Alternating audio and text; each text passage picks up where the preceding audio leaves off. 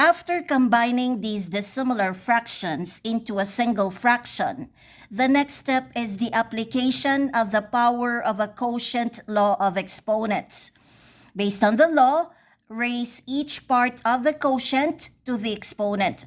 So numerator raised to the power of 2, denominator raised to the power of 2. Then expand the numerator by application of the formula on squaring a binomial sum. To square a binomial sum, square the first term. So that's a squared squared, which is equal to a raised to the fourth power. Follow the middle sign, which is plus sign. Double the product of the terms. A squared times b squared times 2 is 2a squared b squared.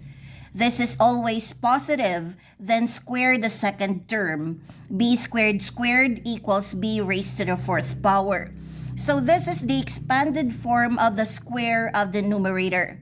On the denominator side, let's apply the power of a product law of exponents. Based on the law, raise each part of the product to the exponent. First factor a raised to the power of 2 times second factor b raised to the power of 2. Therefore, this is the expression equivalent to the original expression.